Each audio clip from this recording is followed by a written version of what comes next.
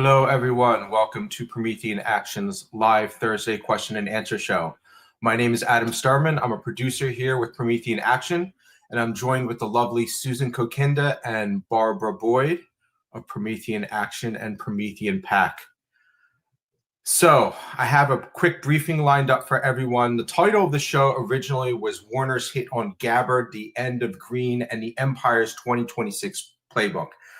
But as I'm sure almost all of you know, the SAVE Act actually passed the House yesterday. All Republicans in favor, only one Democrat crossing over, Henry Keir from Texas. The problem is the Senate now. Lisa Murkowski is the one Republican publicly opposing it, claiming it's federal overreach. Susan Collins has reservations about the bill going broader than the original SAVE Act. John Curtis and Tom Tillis both oppose changing filibuster rules to pass it. Senate Majority Leader Thune says there aren't anywhere close to the votes to change the filibuster. On the other side, Mike Lee, Ron Johnson, Rick Scott are pushing hard for it. Right now, only 49 Republican senators have come out in public support. They need 60 to clear the filibuster, which they won't get with Democratic opposition. All right, so I also have a short thing on the Royals and Epstein. It's getting worse every day. Andrew has been evicted from the Royal Lodge. Police are now assessing claims that he forwarded confidential UK trade reports to Epstein in 2010. During a Southeast Asia tour. King Charles issued a statement saying the royals would cooperate with police. William and Kate put out their first public comment saying they're deeply concerned. And Mandelson has now quit the Labour Party, quit the House of Lords, and apologized to Epstein's victims, though he says he doesn't recall receiving payments. Okay, McSweeney resignation. So I believe Morgan McSweeney was Keir Starmer's chief of staff. He resigned on February 8, taking full responsibility for advising Starmer to appoint Mandelson as U.S. ambassador, despite the Epstein ties. In his statement, he said stepping aside was, quote, the only honorable course. Since then, Starmer's director of communications, Tim Allen, has also quit. And Scottish Labour Party leader called Starmer and told him it's time for him to resign too. Starmer is refusing, saying, quote, and this is a quote from Starmer, "Every fight I've ever been in, I've won." So that was crazy. It's being described as the greatest crisis in his premiership. All right, so now on the end of the green, because this is proving to be a major fight to move Donald Trump's economic agenda forward. Our show yesterday had quite a little discussion on it, but we have a little update. Things have happened. So the White House yesterday announced that the Trump and the EPA Administrator Lee Zeldin will formalize the rescission of the 2009 engagement finding at a White House ceremony. Carolyn Levitt called it the greatest deregulation action in American history. The EPA is arguing the Clean Air Act doesn't give it authority to regulate greenhouse gases, and that the original finding overstated the risks, including the heat wave projections and warming estimates that just haven't materialized. They're claiming it will cut over $1 trillion in regulations and save $2,400 per vehicle. Their counterattack is already lined up, though. The National Academy of Sciences issued a rebuttal defending the original finding, and environmental groups will challenge it in court. The big legal question is, so there's a ruling here. It's the legal case is called Massachusetts versus EPA. The 2007 Supreme Court decision, it underpins their whole framework for issuing this finding in 2009.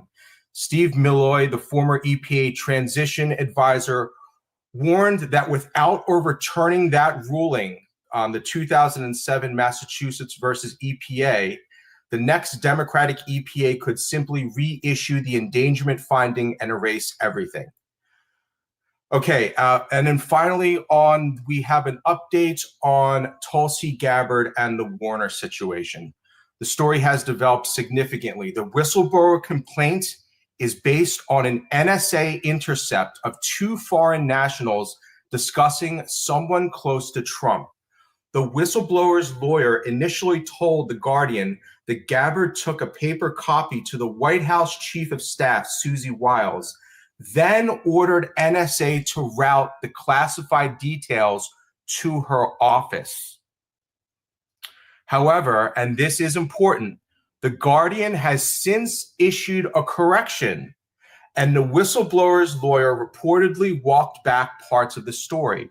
The previous Inspector General found that the allegation did not appear credible, and intelligence analysts concluded the two foreign nationals may have been gossiping or deliberately spreading disinformation. Warner has been in a public fight with Gabbard, accusing her of hiding the complaint for 8 months.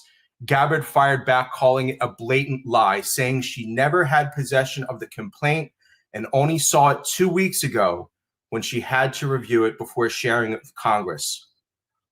Warner's team is being accused of leaking the details to The Guardian, fitting the pattern that Lakova laid out. And that was who Barbara quoted a few days ago in her recent show. Okay, so thank you everyone joining in. That was a quick update of some of the themes we're going to be covering today.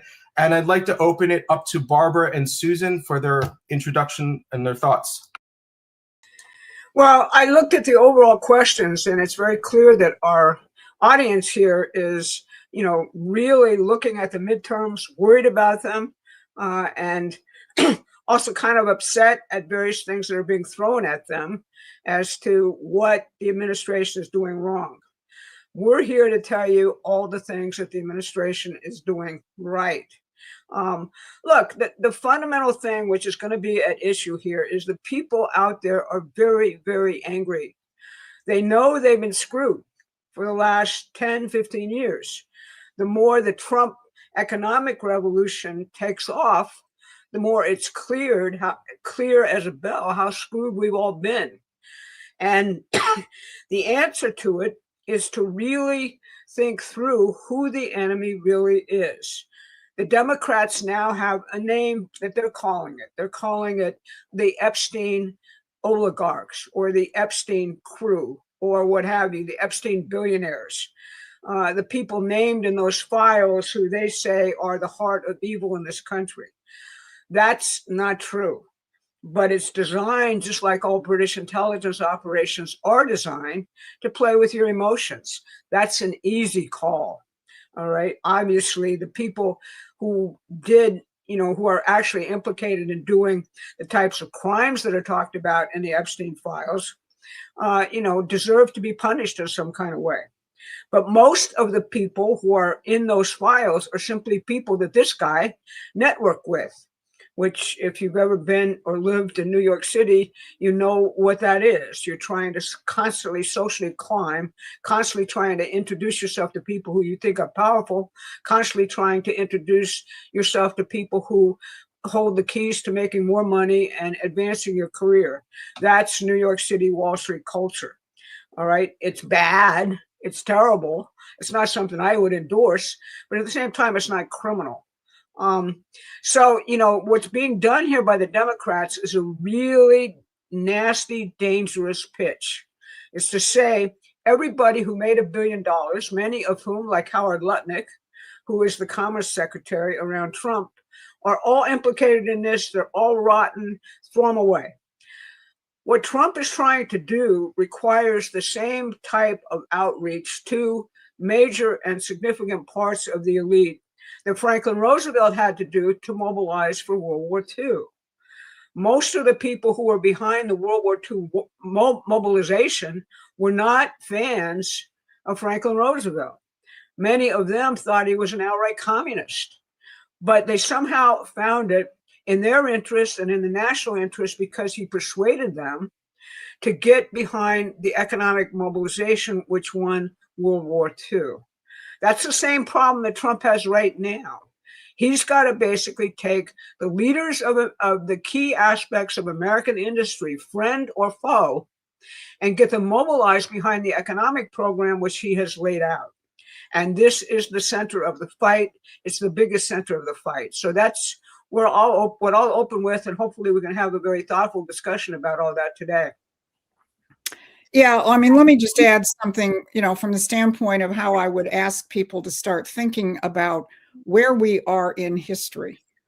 Because as Barbara said, people are angry. And I would say that people have been screwed for more than 15 years. I'd take it back to at least NAFTA. Certainly if you're in the industrial Midwest, when we saw an entire way of life, blue-collar America, wiped out over the past 30 to 40 years. And the children of the people who lost the jobs dying of fentanyl and everything else. So people are angry. And as Barbara said, the Democrats are going to try and direct that anger at the Epstein billionaires, as if, having a lot of money is where the problem lies. Well, people have a right to be angry, but we have got to be very, very strategic in terms of who we should be angry at. I'm angry at the empire. I mean, and what Adam went through in terms of the problems of King Charles and what's going on over there is far, far, far more important than most people are paying attention to, because that is, in a sense, the command center of this. But I would ask people to think about, again, where we are in history from the following standpoint. Let's assume you were in the last days of the Roman Empire, or the last 4 or 5 centuries of the Roman Empire, which were pretty horrible. You had emperors who were like evil beyond belief. And you had an entire class of people who obeyed those empires and did evil things as well. Now, how did history evolve? Did history evolve because we threw a bunch of the foot soldiers in jail? Probably some of them did get fed to the lions if they fell out of favor with the empire. But history evolved because Western Christian civilization triumphed over the Roman Empire. And we're at a similar inflection point in history today. The American system of political economy must triumph over the British imperial system. And that is what this administration is committed to doing. And as our viewers know, the modern generic name of the British imperial system is globalism. And I would remind people that Howard Lutnick, not too many weeks ago, stood up in Davos and said to the global elite, your system is a failure. Everything you stand for here at the WEF is based on globalism. We reject it, and we invite the rest of the world to join us in rejecting it. Now, for the people who are spending all of their waking hours on the Epstein files, I just have a very simple question, which is who other than Donald Trump and the team that he has put together is going to take down that globalist system? This administration is the only administration which has even avowed the intention to do so, and its economic policies are actually doing that. So I think people have to keep their head above the fog of war, the immediate war operations, and above the outrage, as justified as anger is for what's happened to our country and what's happened to innocent people, and on and on and on. You don't win a war on the basis simply of being outraged. You win a war by knowing who the enemy is, where the evil is coming from, and how do you defeat it, which is what we hope we can pursue in this discussion. Thank you, Barbara, and thank you, Susan, for your words. We're going to take the first question is going to be on the SAVE Act. And these questions that I'm taking are coming from our newsletter subscribers. I put a link in the emails a few times a week to ask a question. So that's where these questions are coming from. First one is from Greg. We need to get the SAVE Act through the Senate, but a few Republicans are opposed in the Senate. Yes. What can be done to change a few minds? I have tried to message my Democratic Virginia senator. We need to rework ideas we may have passed by. It all starts with clean elections. Thank you, Greg, for your comment. Barbara and Susan, what are we going to do? Well, you're doing the first thing right, which is essentially directly contacting your senator. To the extent that there is an overwhelming mobilization on these types of things, the Senate does and is inclined to listen. What you got to do is basically recognize also that, as Adam said, you have a major fight in the background about the filibuster. Unless significant Democrats actually break and give the Republicans 60 votes, we're not going anywhere with this unless there's some kind of answer on the issue of this stupid filibuster situation. And, if you just simply change it to force it to be a standing filibuster, i.e., people have to get up and explain why the hell they oppose a issue which is 80-20 in the population across every single voting group, from independents to Democrats and Republicans, that in turn could actually, quite significantly alter the situation, rather than them being in the background able to actually, say we're going to, filibuster by being silent and not having to do an actual filibuster. So the second thing which comes to my mind is that if you're, a researcher out there and you actually are looking at some of these Republicans and some of these Democrats, I'm inviting you to send into Promethean Action as much as you can find about the state and local donors of the Democrats and Republicans in opposition. We'll take it from there, because the donors, which is really who controls this, not the senators, they're just the public faces for the donors. The donors are not used to being called out.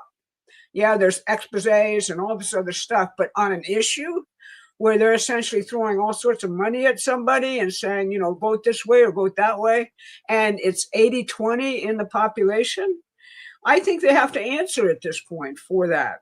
And I think that to the extent that we can actually wield a campaign based on what you're telling us about your local senator or congressman or what have you, I think we can actually wield a campaign where we're actually saying, this person should really answer why they're opposed to this. And they should make a public statement so that we can actually see what they're talking about and who they represent.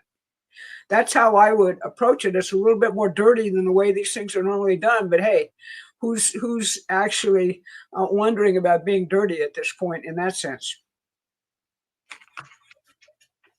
Yeah, and I would just add, just to clarify on this question of the filibuster, people may not be as old as I am to remember that it used to be, if you filibustered, you had to stand on the floor in the well of the Senate and you had to keep talking. Famously, people remember senators who were opposed to the Civil Rights Act simply reading the phone book, but they literally had to stand there for hours and hours and hours and hours on their feet doing it. That's not how the filibuster works now. You just have 60 senators who say, gee, I don't like this, so we're never going to get it anywhere. And that is, as Barbara said, that's sort of your first line. Let's end that silent filibuster and go back to at least a standing one, where, as she said, people have to stand up and justify why they are against something as simple as showing identification in order to vote, which, as Barbara also said, is an 80-20 issue in the United States. It's only the very, very hardcore radical left fringe and their billionaire donors who oppose it. So that's just something I wanted to clarify. And in a certain sense, that's the first hill we've got to cross before we can even get the SAVE Act onto the floor. I'd like to give a quick shout out to Stefano. Thank you for joining us again, friends. He just asked, assuming the American SAVE Act passes, is it enough to secure election integrity, or do mail-in ballots need to be stopped? Well, in the best of all possible worlds, we need to stop mail-in ballots. The president is looking at various things that might be done at a national level on this. But whether something like that is going to happen in time for the midterm elections, given everything else which is going on, I'm not going to base my midterm hopes on that. I'm going to operate on the midterm from the standpoint of the battlefield as it's already before us. And if it improves, fine. But I think we have to operate from the standpoint of the way that it looks right now. And then ask yourself the question, well, we did win in 2024 with mail-in ballots, with all the other garbage, that is going on out there. So that, to me, the first question that has to be asked is, how did we win in 2024 with all of the odds stacked against us? And that was the power of Donald Trump's personality and his policies, which moved huge numbers of non-traditional Republican voters, blue-collar workers, Arab Americans, Hispanic voters, young men, moved a huge number of those, surprising from the standpoint of the enemy, over to the Republican camp, so that all the vote fraud in the world was not enough to eat away at that. And I think that's how we need to approach 2026. Assume that the battlefield is going to be very rough. If we're able to change some of those terms, like address the issue of mail-in ballots, which I think is a tough road to hoe, given the way the Constitution and the states and the courts and all of that works, that would be great. Certainly, if we can get the SAVE Act passed and at least we can affirm that only American citizens are voting, that would improve the battlefield. But assume we get none of it. And still apply yourself to how it is we're going to have to win these midterms no matter what. And it can be done. Thank you. I'd like to also give a quick shout out to John Fetz, John Sarna. Thank you. Fight the good fight. Thank you for your support. I don't believe I've seen you in this chat before. So if this is your first time tuning in, please make sure you're subscribed. And we also have a free newsletter. The link is in the description. So consider getting our free newsletter. Thanks for tuning in. And also, Paul Trainer, thank you for joining us every week from the UK, our friends across the pond. Thank you very much, Paul. Okay, so next question. Shall we move on to the next one? Okay, here we go. This one's from Amy. Thank you, Amy, for joining us every week. Big fan. We will be discussing the green agenda tomorrow. Can you please just answer my question? Why doesn't Trump expose the green agenda for being created for nefarious purpose, and who all did this? I had read in the LaRouche publication a detailed history of it. Thank you very much. God bless you all. Amy from New Orleans. Well, I think that if you actually look at a lot of Trump's statements, he is calling it evil. He is calling it something that basically destroyed our economy and the world's economy.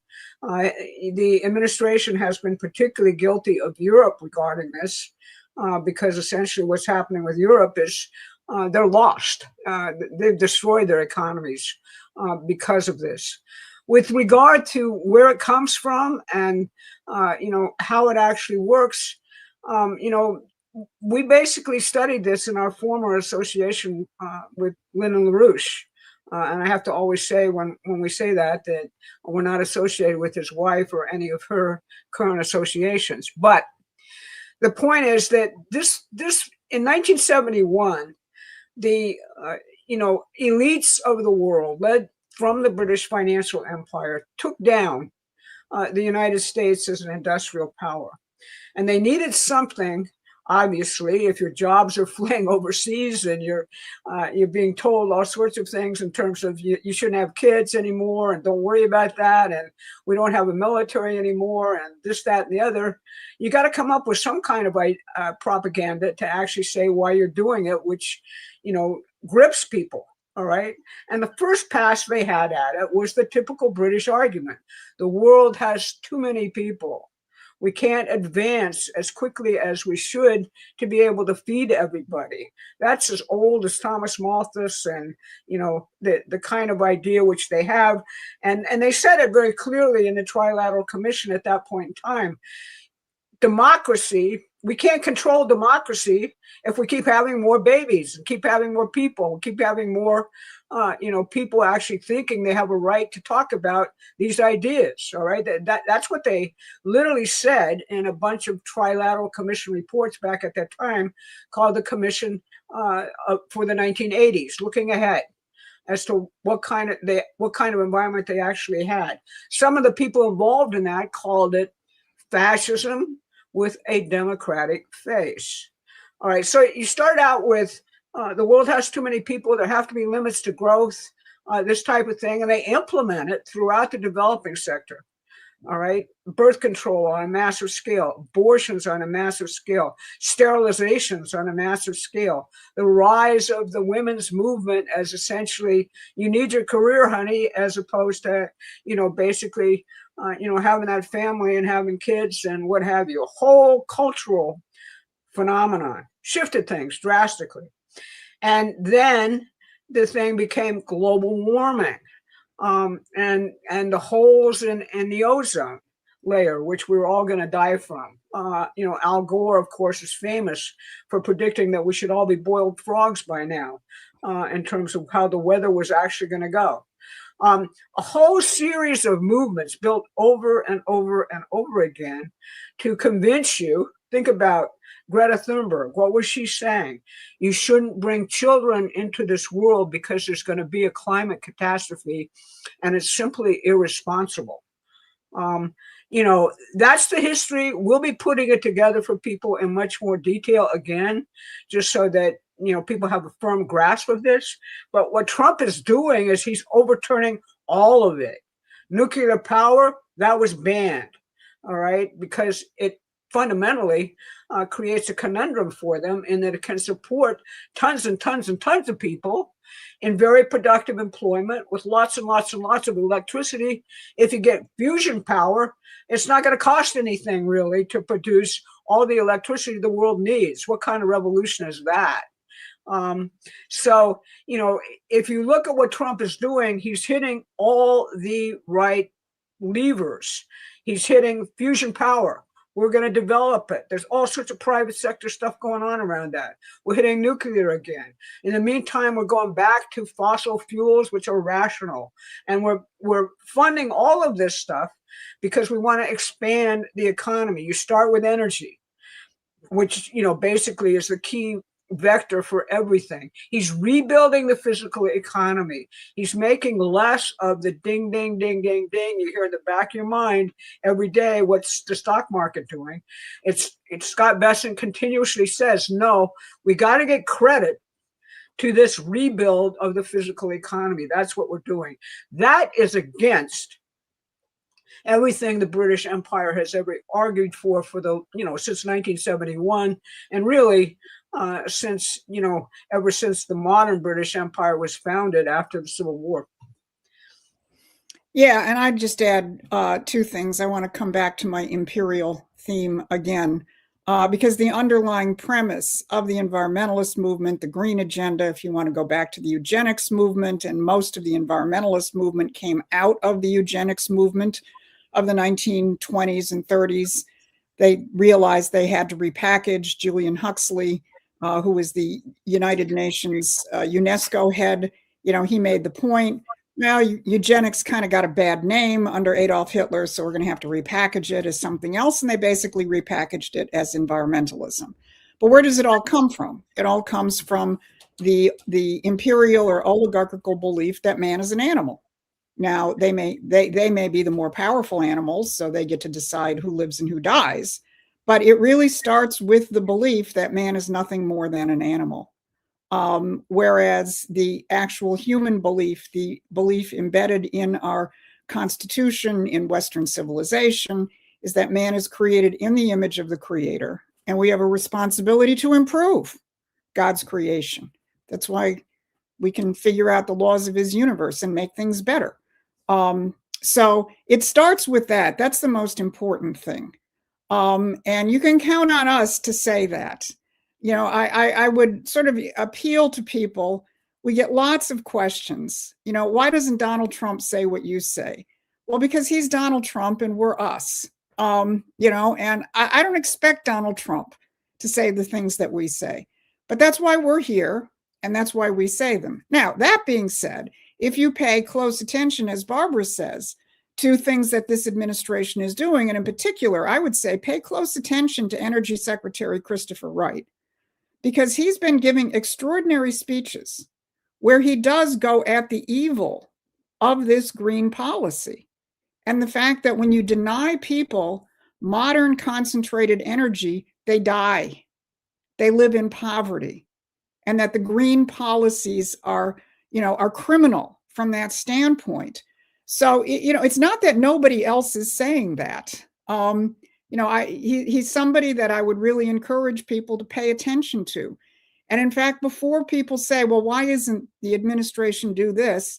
Make sure you've been on the White House website or you're subscribed to the White House Wire and you're following every day what they're actually putting out, because I guarantee you're not going to read that anyplace else in the mainstream media, and half the time not even on the so-called pro-Trump media. So that's how I would answer that question, Amy. And we are going to be pulling together the best of our research on this and making this available in the future. Thank you, Susan.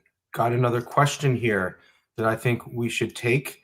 Thank you, Bill Werner 175. I just watched the movie The Big Short again last night with a new eye since listening to your podcast. Although not specifically mentioned, what role did London and the British Empire play in the 2008 collapse? The 2008 collapse was a collapse of the casino, all right? And where Wall Street comes from and where derivatives and this, that, and the other come from is the City of London. If you actually study the financial side of this, Margaret Thatcher had what she called the Big Bang deregulation of the British economy and particularly the City of London. And it became the center of financier innovation, let's call it, essentially new and sophisticated forms of usury, which has been the kind of way London functions in terms of looting forever. So what you had in 2008 is something inevitable. If you stop producing things, which we did, if you actually have financial aggregates, Lyndon LaRouche invented something which I'm sure Susan has used it many, many times. She's the expert on it, called the triple curve. And it shows you why that collapse happened, which is we became essentially very similar in Wall Street and to the City of London. And it wasn't just the United States and, Bear Stearns and this, that, and the other, which led the collapse.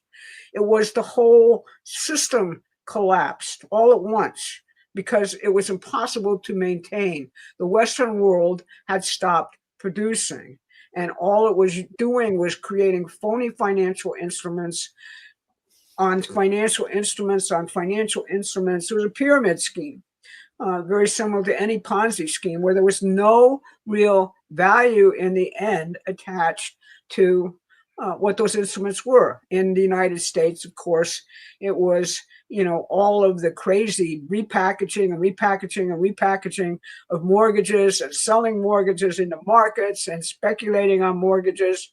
That had something of a physical component, but the big lie about it was most of the people could never pay in the end these ballooned mortgages. So what were they worth, really, when the reckoning came? And most people don't know it, but we actually bailed out not just the U.S. banks. We bailed out the entirety of the world's banks who engaged in these activities. We bailed out the City of London, and that's where most of our current debt comes from, added to, of course, what Joe Biden actually did by crazy modern monetary theory, but that's a whole other topic. Yeah, and I would just add, you have to go back all the way to the 1960s when the British first established the offshore banking havens in the Caribbean, which was where the pressure really began against the U.S. dollar, because The key differentiation, again, is between the way we function more or less coming out of World War II in the 1950s wasn't perfect by a long shot, but the American economy was tethered to real production. The US dollar was tethered to real production. That was through the gold reserve standard. But what counted was we operated our economy largely, even though there was pressure from the parasites, we ran our economy largely from the standpoint of actually producing. And what happened over the years, and you can start with what the British did in the Cayman Islands to create, a contrary, to metastasize the contrary system of just pure speculation. And then, of course, taking the dollar off the gold reserve standard in 1971, and then everything that we've done since then, you will find that the attack on that American system of productive activity always comes from the City of London and the British. And as Barbara said, 2008 was just one of the reckonings for the fact that that British financier system can never work ultimately, because it's like a giant parasite which is sucking on a little tiny chihuahua. And at a certain point, that chihuahua collapses. And that's what happened in 2008. Thank you very much, Barbara and Susan. I'd like to give a quick few more shout outs. Thank you, Kevin.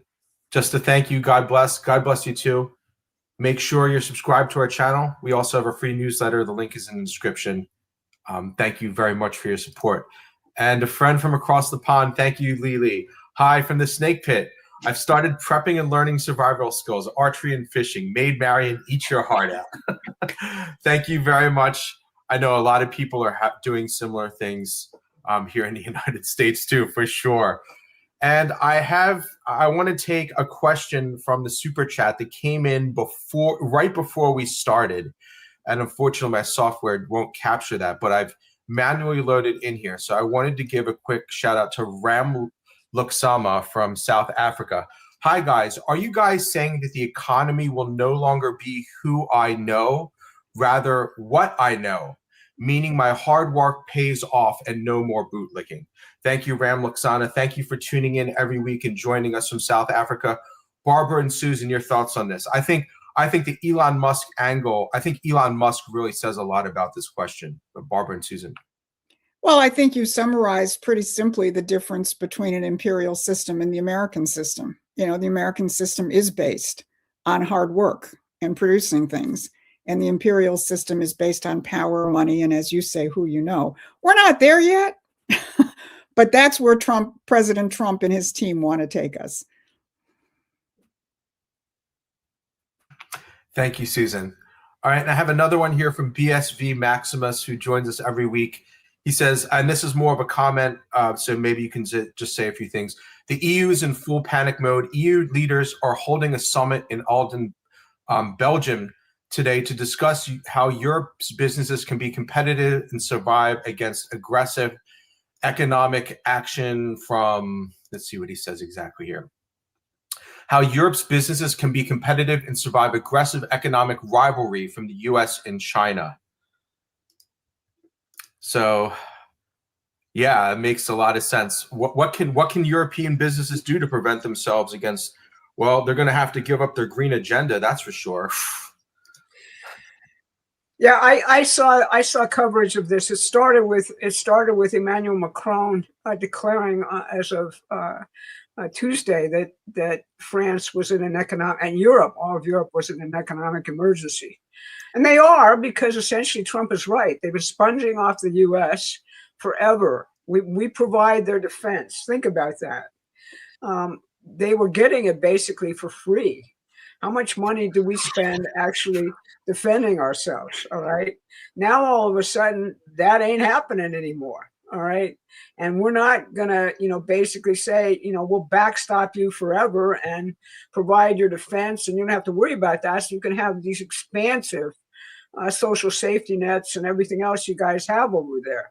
There's nothing wrong with Germany's healthcare system, except that we've actually been subsidizing it through NATO and through other things. So they're going to have to find their way. And what I saw from Macron and what I saw in the coverage of this is we're going to try and do it without giving up the Green New Deal. Well, okay, you're going to fail. You're lost. And we're going to try and do it without, censoring our citizens to death and trying to suppress political dissent and throwing people in jail for thought crimes.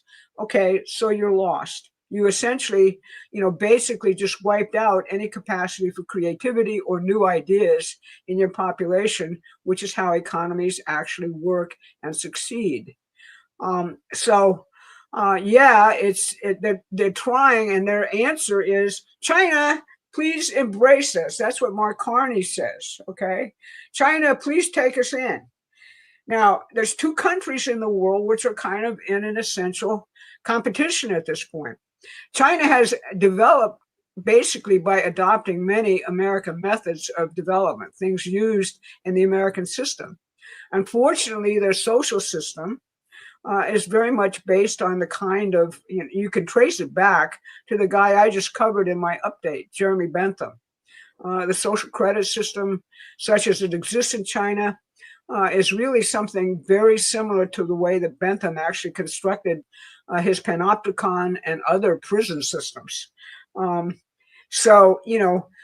I think is the difference. We function on something which requires something we presently don't have. When everybody likes to say, Benjamin Franklin said, a republic if you can keep it. Well, what the hell was he talking about? He was talking about our sovereignty as opposed to any other place in the world rests on you out there, the people. And to the extent that the people fail to actually rise to the occasion, to educate themselves, to be sophisticated enough to run the machinery that the Constitution sets out, that's our challenge. We don't really, except in the recent period, try and suppress dissent. We almost went there under Biden. We almost had a complete police state during COVID. You've got to think about all the things we're coming out of. But the challenge is, if we're going to win the midterms, it's going to be the people who actually win them in conjunction with the president. And that's the way it's always been under our Constitution. So that's the challenge we have. Okay, and we just got another super chat from another friend in the UK who's been joining us for a few weeks. Thank you, David, for coming back and joining us every week. I'm going to take this because it's on the same EU issue. The president is doing an amazing job fighting on many fronts. Italy is supposedly about to deploy the Navy to stop migrant landings. Is the president's divide and fracturing of the EU, is this the president's divide and fracturing of the EU we prayed for? Thank you, David, for your question. I mean, I think that's how Trump functions. I'm not going to try and speak for him. But, if you look at what Trump does, he doesn't just carry out a frontal assault sometimes against an institution like the EU, or for that matter, NATO. I mean, personally, would I like the United States to get out of NATO and for it to disappear? Yeah, I would. But I don't think Donald Trump is going to do that. So what does Donald Trump do? He says, well, you guys got to pay for it yourself. And the same thing with the EU. He's not going to come out in a frontal assault against it, but he's going to give countries backup if they want to do something which is not in keeping with the globalist agenda. And certainly you see that with his support for Viktor Orban in Hungary. You see it for his support for Fico in Slovakia. And you see it, to the degree that he supports Meloni. I know that J.D. Vance was just there, in the context of the Olympics, meeting with her, very friendly kind of meeting. So, yeah, I do think that's how Trump operates, giving nations more of, a world in which they can try and re-exercise some measure of their sovereignty. And I think that the way that this must evolve is it really is a question of getting people out of, the box their minds have been in. If they think, well, our only choice, the only world that has ever existed, say for a younger generation, is the EU. Don't even know what sovereignty looks like. But then you see Italy doing this, which is different. You see Hungary doing this, which is different. And it begins to awaken in the minds of other people, oh, there's another way to do this. I think that's what Trump is doing, and whether it's a conscious divide and fracture strategy or not, I think that is where it is headed. Thank you, Susan. Thank you, Barbara and Susan. I need to unfortunately put somebody in a YouTube timeout because they keep spamming the chat, and I really, really, really don't like that. Okay. All right, thank you. Yes, I'd like to give a big thank you to everyone that's joining us on YouTube and in the chat. Thank you so much for joining us every week. And a quick shout out to everyone on x.com. I think we finally got the show posted properly. We had some problems in the beginning, but thank you for tuning in on x.com and reposting our streams. Thank you so much. We have a free newsletter. The link is in the description, and we do, three political updates a week, one on Monday, one on Wednesday, and one on Saturday. Stay subscribed to our YouTube channel, hit the bell button, and you should get notifications of when we post our next video.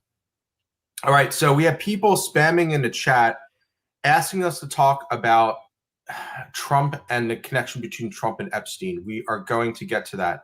I want to keep talking about the green agenda, though, because this is so important. And I'm going to take the next two questions. The first is from Cynthia. In Illinois, we are forced into a very layered green system due to the supermajority legislature and governor. Very strong plantation vibes here. One of the worst pillars they've implemented is the Climate and Equity Jobs Act. That act has all of our coal-fired plants closing within a few years. I live in Springfield, and we have our own power plant. So this is horrifying. Okay, it appears that the replacement is mostly wind, solar, and batteries. They did loosen up some nuclear statutes. Okay. By the way, I love Promethean science updates about universal law of power to mass, so relevant here in Illinois. My question is, will removing the EPA carbon endangerment rule offer any shelter from this ridiculous CEJA, which is, I believe, a state act? Are there any groups that are trying to get these state-level green boondoggles into court and shine a light onto our bad scientific assumptions? We need help in Illinois.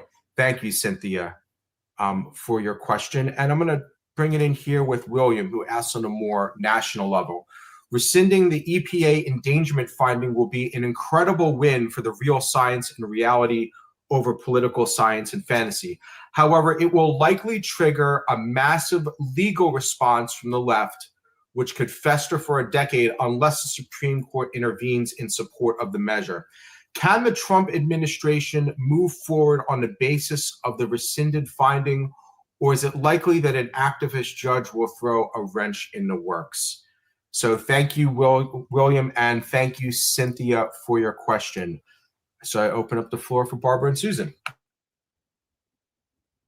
Well, I don't know of any state-based groups who are trying to attack this thing in Illinois. We'll certainly look at them and see if we can give you an answer to that. Basically, up to this point, if you think about it, this entire green agenda has been the agenda of the United States of America. We're now, through the Trump administration, in 1 year, beginning to dismantle something that was built up over the entirety of the Obama administration, and again under the Biden administration, completely and totally. Will it have intervention in court? Of course it will. But what will happen right away is this puts basically a situation in which the administration can justify defunding every single federal grant which is based on this stuff, get rid of them, give industry a heads up in terms of at least the tenure of the Trump administration, that it doesn't have to comply with this nonsense anymore. And we can get a big start on rebuilding the industrial economy as a result of that.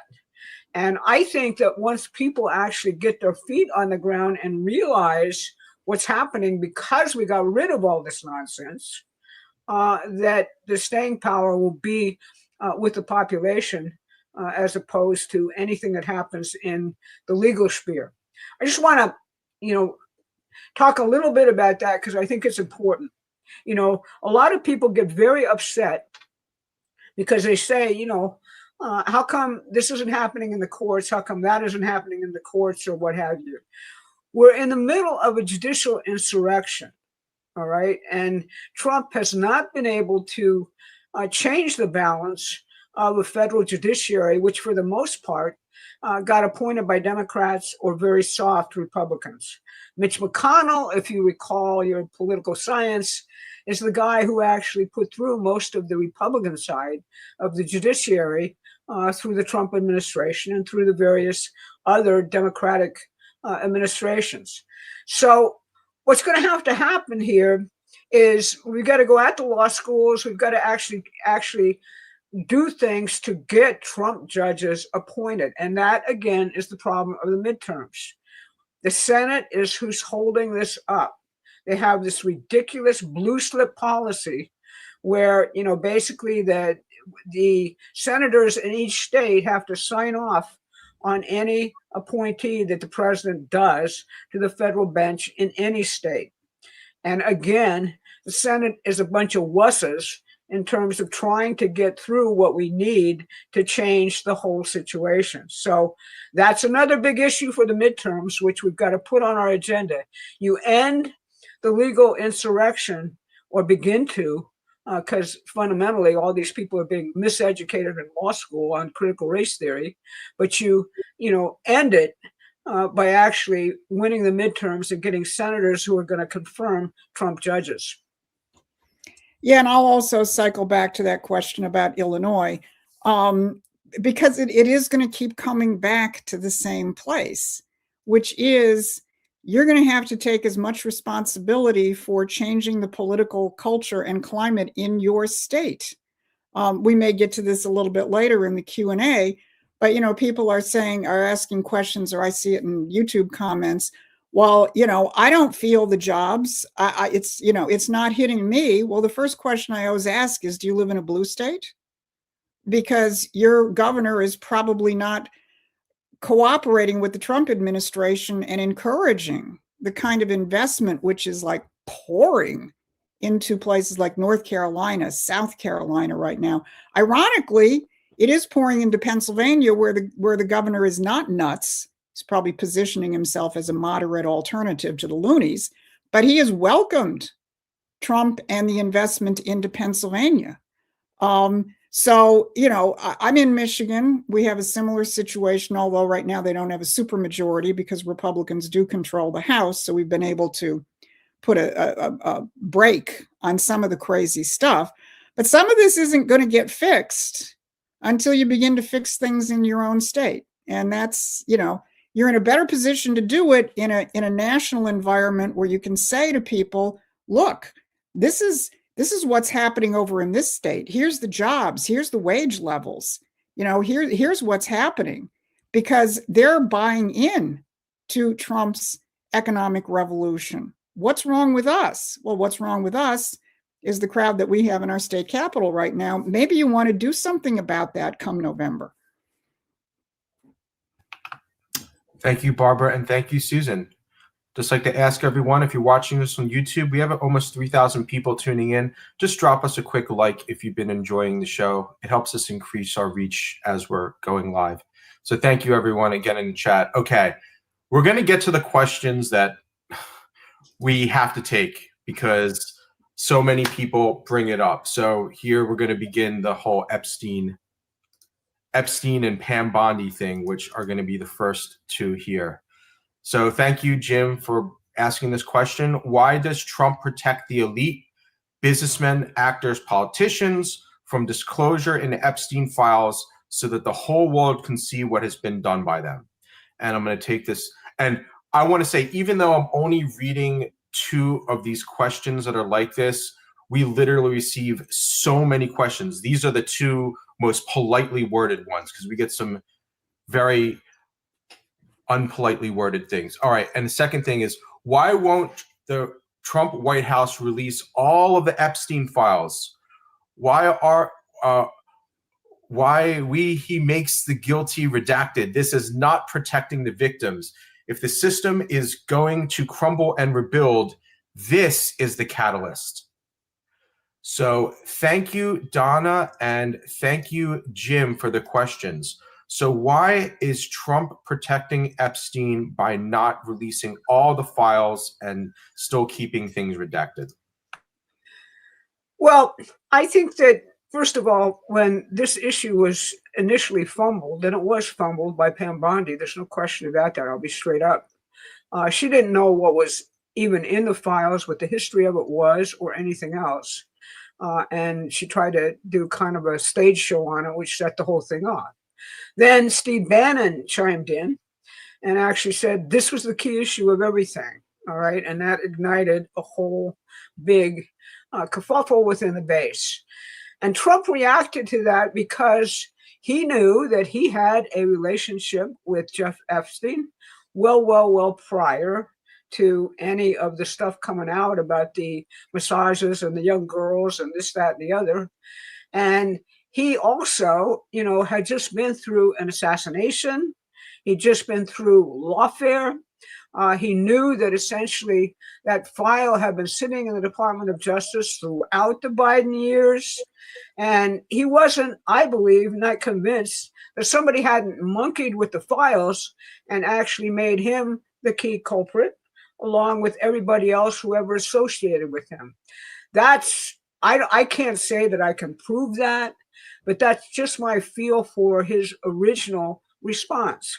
Second, he also knew what Jeffrey Epstein was, which is that he was a typical, very smart New York, Wall Street social climber. And that means that he made a career of trying to go out and engage with people, not necessarily to run a spy operation or, blackmail them through sexual misconduct, this, that, and the other. But he knew tons and tons and tons of people. He was at the center of this whole crazy kind of City of London financial operation, starting out at Bear Stearns, moving to whatever relationship he had with the Central Intelligence Agency, which Mike Pence keeps harping on, and I think is the one thing which hasn't been made terribly clear. And he was hobnobbing. He was a very, very feral and aggressive social climber. And he managed to ingratiate himself with the top families in the world. Were they involved in sexually trafficking kids or sexually trafficking even young women? I haven't seen, and people will, I'm sure, get quite freaked out when I'm saying this, but I've looked at these files and I don't see it in those files in the form that is there. Michael Tracy has done a pretty good job actually going through and tracking out the history of this and what's credible and what's not in terms of the sexual stuff. I don't take it primarily as a sex scandal. I take it primarily as a key to understanding a lot of things which were going on in the world within the elites. Many of them evil and bad, many of them not innocuous, but as I said before, if you ever worked in New York City, you understand the type. You've seen it. You've seen the type, the guy who will step over everybody to essentially enhance their power and their prestige and their money. And that's what this feral creature was. Now, Donald Trump and the Epstein files. As I said, I think that he was initially concerned about people who are in the files, like Howard Lutnick, like other people around him, because they were all contacted by it, let alone thinking about, my God, all of these people have been trying to jail me for years. What the hell did they do to those files when they were sitting in the Biden Justice Department? Now, it turns out he was wrong, because a file just emerged last week, which gives the true role of Donald Trump. He turned Epstein in to the Dade County sheriff and district attorney. That file is there. It says, thank God you're stopping him. Thank God you're doing something. And then he went on to cooperate with the authorities in actually exposing all this stuff. Do I think he's particularly uncomfortable with the idea that he was a law enforcement informant? No. I don't. I that's just that's pure speculation. But, I don't think he's comfortable with that. The world in which he lives doesn't like snitches. All right. And essentially, the fact is that he did snitch. So all of the stuff about Donald Trump and Epstein, which everybody's been pushing, turns out to be bogus and nonsense. It always was. But, there's all sorts of reasons why he took the stances that he did. The main one being that he knew this was an incendiary issue, that any name in the file, regardless of whether they met with Jeffrey Epstein to discuss, philanthropy, they met with him to discuss the latest stuff around whatever he was doing with science and this type of thing, they're done in terms of public opinion. They're done in terms of the inflammatory nature of this entire scandal. And that was what he said at the time. I want to protect the people who weren't involved in sexual misconduct here, but simply were, courted by Epstein for whatever damn reason he was doing that. I think the big hole in the whole thing is the same one that what I want to see is I want to see what exactly were his intelligence connections. There's just too much there involving the CIA. There's just too much there involving Iran-Contra. There's just too much there involving dirty money dealings and hiding things and structuring things for people to, basically avoid legalities. So I'll leave my answer at that. And, as I said before, what's going on now is not particularly what's there. You got to remember that this is a criminal case file that has been released by the Justice Department. What happens in criminal cases, just so you know how this works and can get a feel for it, is prosecutors don't necessarily write down and put in a case file everything that they know about witnesses or what have you. There's an obligation called Brady, and particularly in New York, where there's an open file policy in the United States District Court, that you have to hand all that stuff over to the defendant in a criminal trial. So the files themselves are clipped on that basis.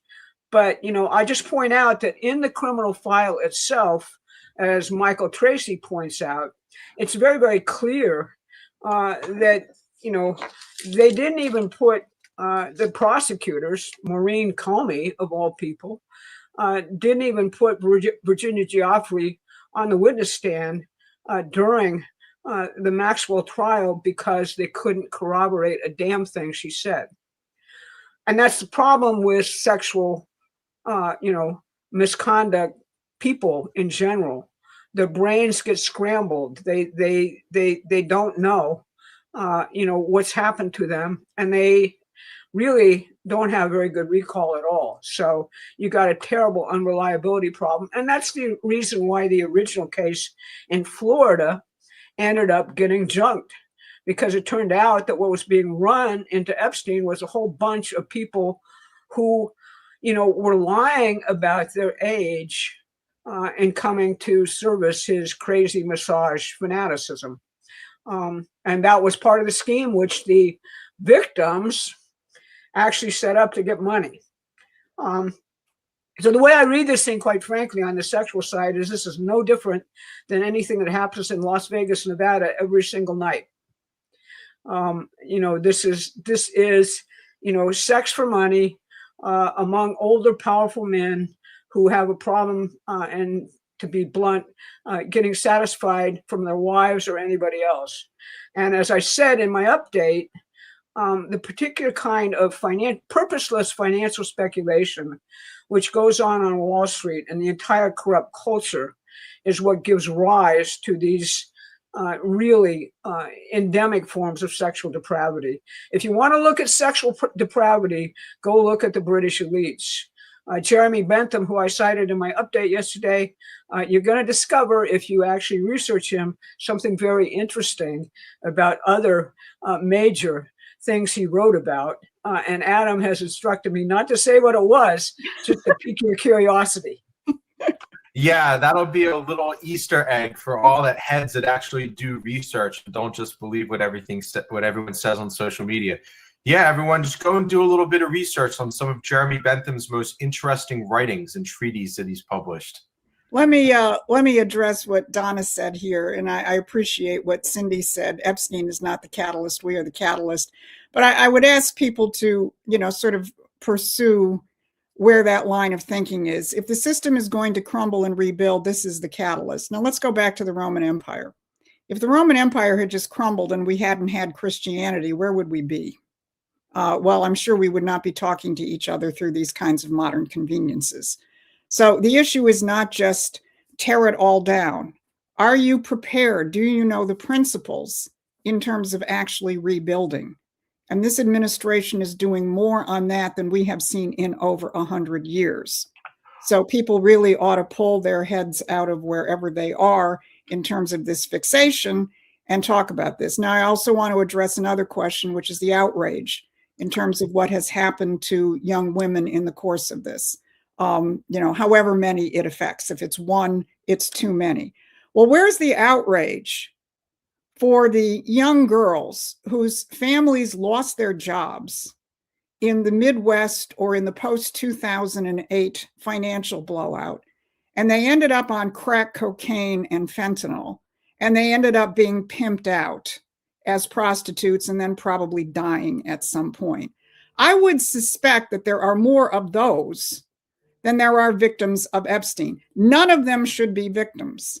But I really would ask people to do a gut check in terms of why there is so much outrage over here, and you seem to be ignoring everything else that the President of the United States is trying to do to rescue our country from a dark age.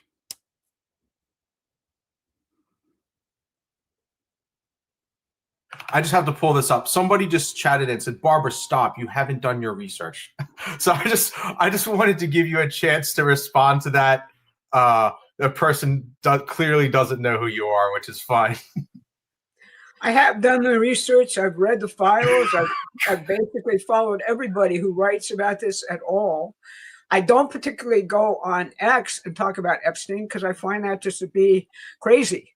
I do actually respect other people who've examined it far more even than me, and challenge the people to say what's true and what's not true. And as I said, yeah, I've read all the files, so I have done my research. And I lived in New York City and I worked on Wall Street, so I know a lot about that also. Thank you very much, Barbara. I just had to pull that up there. Okay, I want to go through a super chat.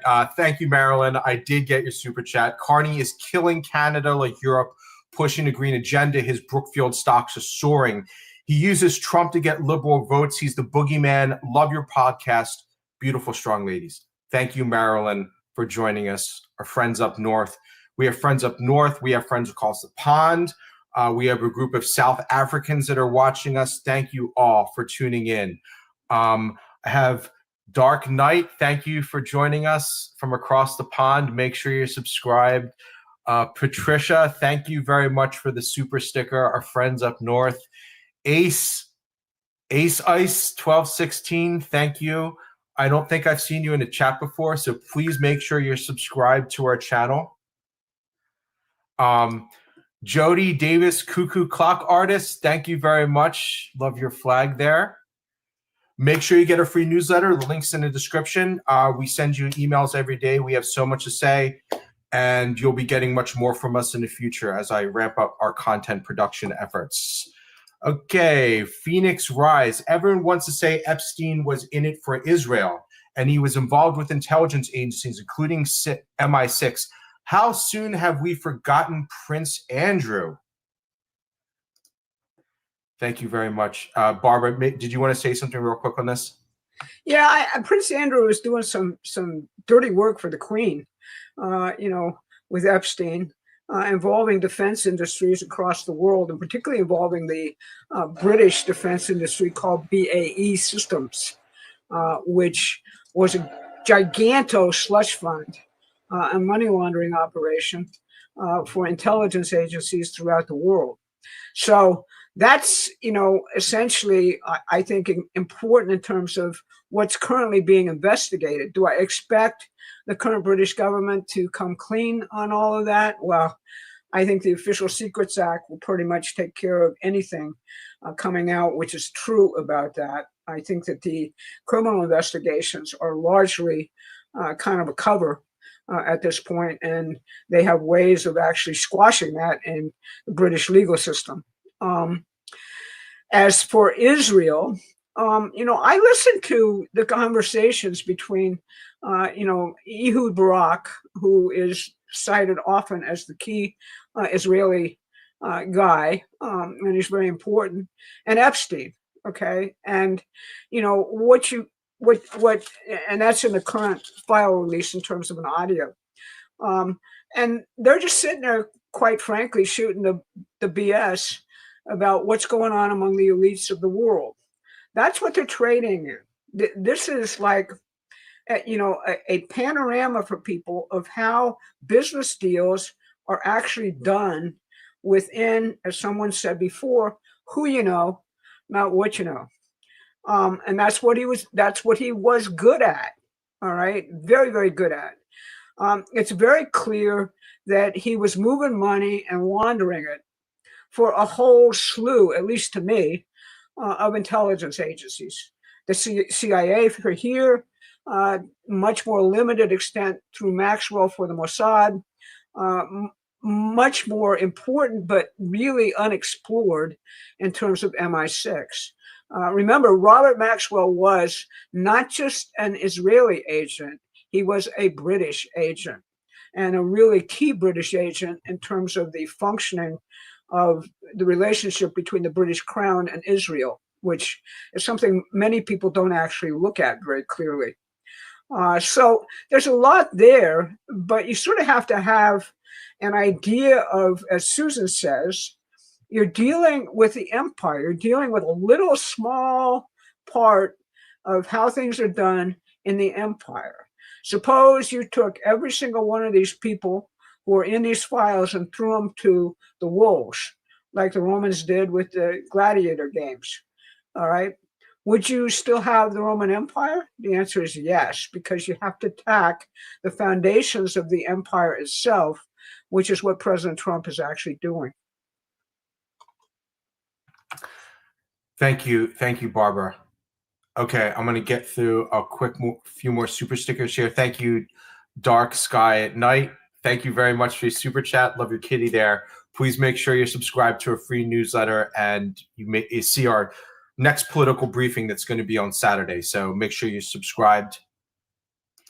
Moon Money. Epstein was implicated as funding 70% Bitcoin startup. Crashing Bitcoin can collapse the global financial market. Well, it's already, I wouldn't say it's crashed, but a lot of its value has recently been wiped out. So I don't know all the details of Epstein. I'm not super into it. I don't know what he was connected to with Bitcoin. Barbara, do you know any of his Bitcoin connections at all? His specialty was making a profit off of moving the money of the very rich, being, basically good, bad, or ugly. And, every single one of these transactions is involved in that. Barbara, can you point us to legitimate Epstein researchers that you use? The sources could help the audience understand what's going on. I would say the first one is going to be Mike Benz, but she probably has more. I think Mike Benz has a real handle on this and has done a lot of work on it, and a lot of very detailed work on it. Someone who's I like, all right, I don't particularly like his political views on anything else, but Michael Tracy has done a bang-up job on the actual sex side of this thing. And, really is questioning the fundamental assumptions of the entire scandal, by going back, looking at the original Miami case, looking at what the prosecutors actually said in, a Justice Department OPR investigation, which went on as to whether, Acosta rigged the thing by not prosecuting him in the first instance and gave him a sweetheart deal. And what was that all about? He basically looked at all the prosecution memos which existed for that case. And the difficulty the prosecutors had is they couldn't verify what the hell these victims were saying into evidence, true or false. There was just too many contradictory stories being told. And second, all of the so-called victims in that case were actually involved in a scheme to lie about their ages. According to what the prosecutors actually found out, the first question that was asked when they entered the harem, so to speak, was, how old are you? And all of them were instructed to say they were over 18 years old. Many of them were at the time. All right. This is not like this is kind of the opposite of what people think. It's kind of the opposite of a child sex scheme. It was a young prostitute sex scheme. That's what it was. It's terrible and everything else, but it's not exactly the way this thing is portrayed on the internet. He has done a bang up job, which will make you think twice about what's actually being said here. Not only that, that Miami case involved a settlement which said every co-conspirator had complete immunity from prosecution. All right. Every co-conspirator who was involved in that Miami case was immunized from prosecution. Why that happened, I don't know, but it certainly was a roadblock to bringing a future case. And number two, any victim, they had a victims compensation fund. And if I just went and said, Jeffrey Epstein gave me a hand job or something like that, I mean, I hate to be so gross, but that's what happens with these files. I could get $1 million. Just like that. All I had to do was make the accusation. So that, in my view, makes the whole thing a little bit questionable from that standpoint. Was there sexual abuse? Undoubtedly. What goes on Wall Street in terms of sex is horrible. All right. But it preceded Jeffrey Epstein. And unless we change this country, it will live a long time after Jeffrey Epstein. Thank you very much, Barbara. And I need to give a quick shout out here to thank you, Mark Shawnee, for your very generous super chat. Stand up, America, and support the Warriors. Thank you very much. We are a viewer and a reader supported organization. The only ads we do are YouTube ads because we basically have to. If you don't run ads on your channel, you don't get distribution on YouTube. You basically need to do it if you're trying to reach people on YouTube. So thank you very much for your support. We really appreciate it. I hope you're subscribed to our free newsletter. Let us stay in contact with you. We're about actually, I think we have some more super chats. I'm going to get to your super chat. Please just hang in there. But I think now we should pivot to what Susan's been trying to get my attention now for like 30 minutes. Like, I want to talk about my thing. Okay. So thank you very much for supporting us. Get our free newsletter because we're trying to do something really, really, really amazing in the midterms and moving forward past the midterms. We're basically trying to build something akin to a political party to actually move elections in the United States. So I'm going to switch to some questions now. Directly asking about that. Hold on for a second here. Let me switch this. 15. Make sure this is the one that I want. Okay. So yes, this one's going to be coming from Felicity. So thank you very much, Felicity, for this question. What is going on in Michigan with the increasing numbers of unemployment and layoffs? Why, when these numbers are supposed to be going down? How are we going to combat the bias of left-wing media that dominates the country? For example, Apple phone users who are majority in the USA and who receive virtually no right-wing news, left-wing news via Apple's media outlet. Well, Felicity, let me just comment. For the other half of the country that uses Android, Google News is no different.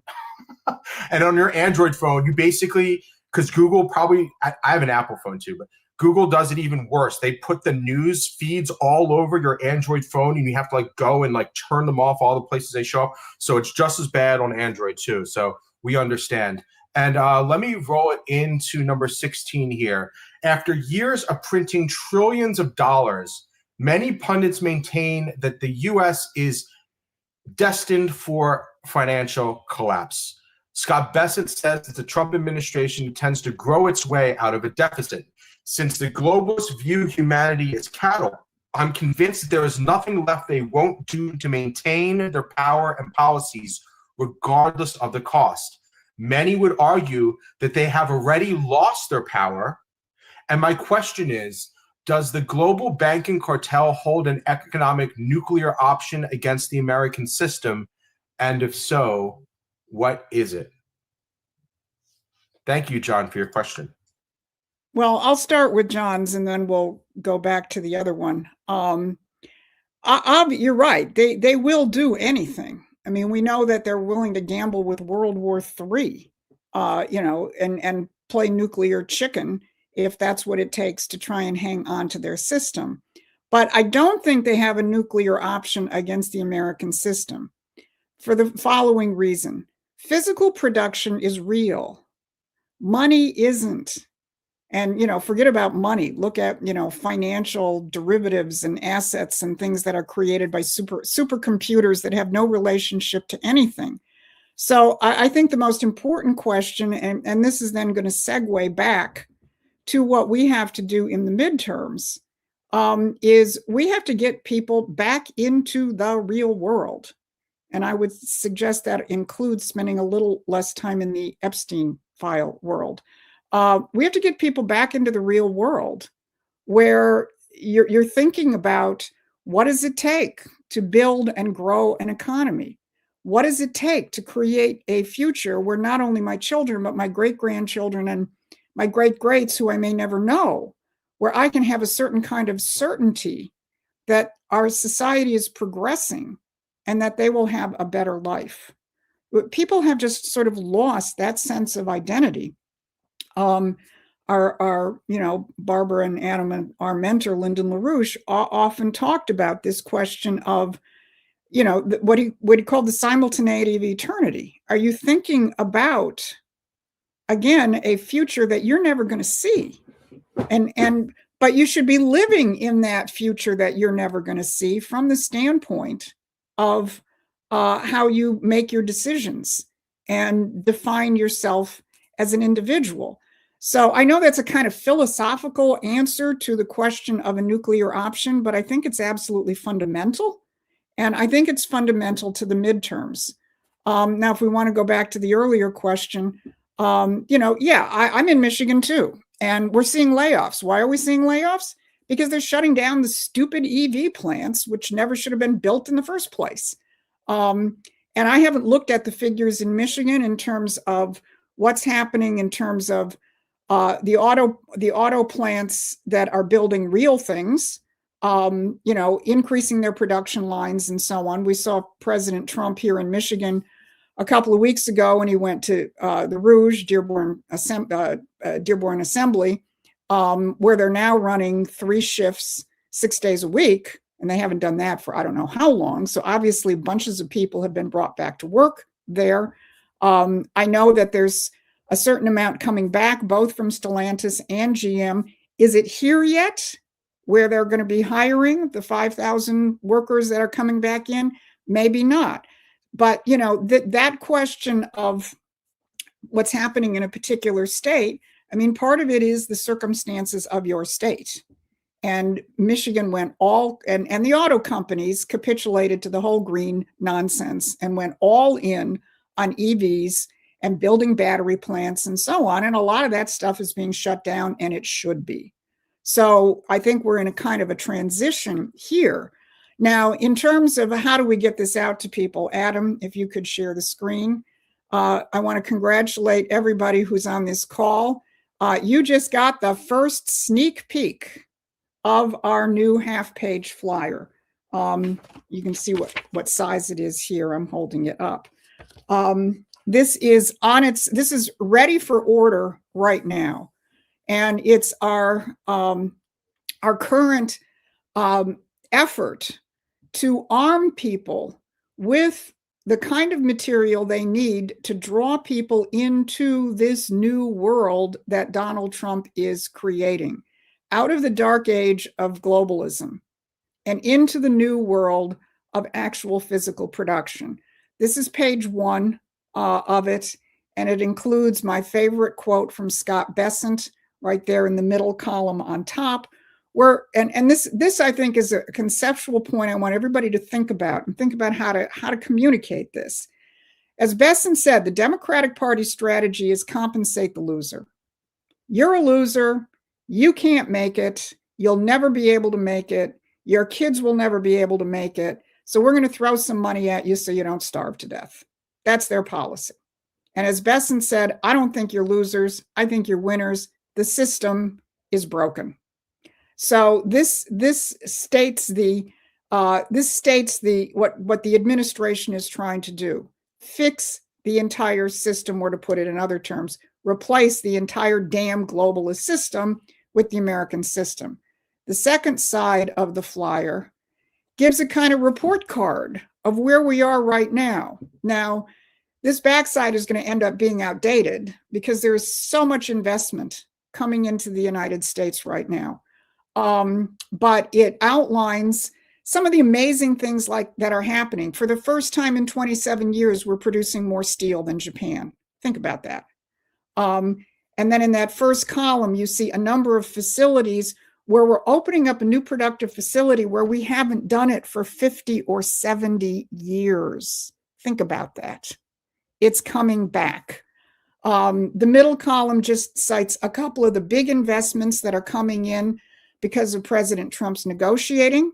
And then at the bottom in small letters there, it says you can go to whitehouse.gov/investments and you can get the whole list of what is coming into the United States because of President Trump's activities. And then the third column describes how this administration is taking on the cartels. They're taking on the pharmaceutical cartels with most favored nation pricing. Trump is taking on the health cartels, saying, I don't want to give you money anymore. I want to give it directly to the American people. They're taking on the bankers by saying big investors can't buy single-family homes any longer. You know, these are policies right out of some populist Democratic playbook, and the administration is carrying it out. The whole leaflet is entitled President Trump's Republican New Deal, because that's what he called it. And it's pretty ironic. I know most MAGA people's hair catches on fire when you talk about the New Deal, but this is a Republican New Deal, which says we're going to wield the power of government to protect the people and the producers, not the criminals and the parasites. And this flyer is an effort in, a fairly concentrated way to give you some basics to start having discussions with your friends and maybe not friends in terms of what is really happening. Because this is going to be the key to the midterms. The key to the midterms is going to be getting people out of the psy-war worlds that they are being embedded in and into this real world of how do you take a broken system, a broken economy, which has destroyed people and destroyed families. Honestly, again, far more than Jeffrey Epstein did, as abhorrent as it was. How do you take that broken system and how do you fix it? How do you make that fix permanent? And how do we communicate that to our friends and neighbors? I think if we can get this idea out sufficiently in the coming months ahead, we are going to begin to create the environment where people will simply make the right decision on their own. We may not even have to tell them exactly who the right people are to vote for, because they're going to say, all right, here's my criteria. And I'm looking at this candidate and I'm looking at that candidate. That candidate wants to keep me in the dark age. This candidate is ready to go with Trump and take me into an actual golden age. I can figure this one out on my own. That's the kind of political climate we have to create in the United States. So again, you guys just got the grand opening of this new flyer. You can go to the link right there, the short code there, and you can go to the QR code up in the corner and start getting copies of this. Right now, we only have this version available where you make a donation to get X numbers of copies. Within a couple of days, we will try and get a printer-friendly version up there for people who just want to print something off on their, their little home printers. It's not there yet, but it will be coming. Thank you, Susan. Barbara, any thoughts on our new leaflet campaign here? Yeah, it's your ammunition for the midterms. It's a great way to actually hand somebody something and talk to them about it. Did you know what Trump is actually doing? I mean, forget it, set aside all the things you've heard about Donald Trump, but here's what he's doing. Doesn't that blow your mind? How can the Democrats do anything similar? All they have is chaos and destruction. We're building the country back. Thank you very much. I just want to say my own one or two sentences on this. I think everyone wants good things to happen to them and to the nation. Everyone wants good things to happen. But wanting good things and actually taking physical steps towards making it happen are two completely different things. So with something like this, I see this is a chance for people. Here's the old version, right? But with something like this gives you a chance to break the ice and start discussions with people. And I know it sounds really cheesy and cliche, but that's how you actually change somebody. If you want to change somebody's view, if you want to influence them, you have to communicate with them. We don't have idea teleportation doesn't exist. I know that's another mental shortcut that people have, but no, idea teleportation doesn't exist. In order to change somebody's mind about something, it doesn't matter if it's in business, marketing, politics, you need to communicate with other people. So this is a way to break the ice and communicate ideas to other people. So check it out. We have a QR code up there, links down there. Make sure you check it out. I'm going to take next questions are going to be very similar on this here. This is the next one. Somebody from North Carolina. Thank you for all the work you do in getting this valuable information out to us. I saw yesterday that a Democrat in North Carolina is running as a Republican in order to win. Kate Barr was her name. How do we put a stop to this? And also, how do we weed out the other rhinos that made it on previous elections? Right? Well, that's a good question. Yeah, go ahead. Let me take this next one here because it's similar, right? Is there a database that cuts through the noise and identifies Republican candidates that are campaigning on President Trump's economic revolution front and center? So thank you, Brian, and thank you, Sally, for your questions here. No, Sally, you asked a really good question, and that addresses where we are right now in the political process, which is we're pre-primary. Some primaries, including yours in North Carolina, is coming up very quickly in March. Texas is another one. I think there's possibly Minnesota. I may be wrong. I have to check. So anybody in a state with an early primary, please get those half-page flyers and start getting them out there and creating the circumstances where people will see through this. I haven't researched this situation with Kate Barr, but if it's as you say, you just have to, it's sort of like the old holding a cross up to Dracula. Here's your cross. Hold this up to the candidate and say, do you support what Donald Trump is doing with tariffs, with going after the cartels, with foreign investment? There's your cross to hold up to Dracula and find out whether they support it. And let's get a better class of Republican candidates. Now, each one of you can check when the primaries are in your state. And find out how little time you may have left. I'm in Michigan, we have till August. That's good in one respect, it's bad in another respect because we don't pick our candidates until 6 weeks before the absentee ballots go out. So, it doesn't leave a whole lot of time to actually campaign for the ultimately chosen candidate. But I want to say one other thing.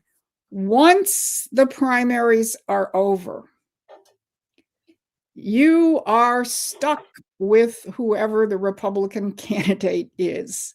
And in the current political geometry, where Donald Trump cannot lose the Senate or the House, I don't care how bad they are. Unless you have a Democrat who's going to go out there and say, I support Donald Trump and you can vote for them instead.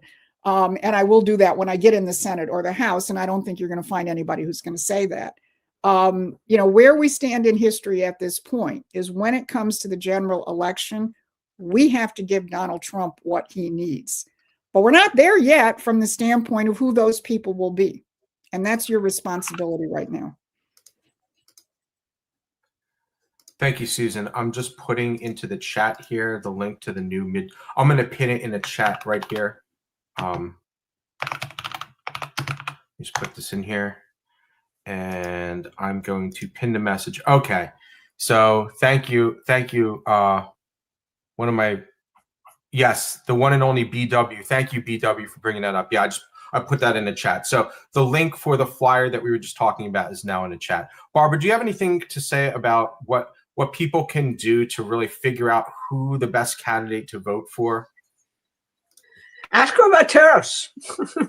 That's a short thing to tell whether somebody's been completely brainwashed or not around Trump, because that's the key thing, which, you know, is being used to say he's blowing up the economy rather than helping it.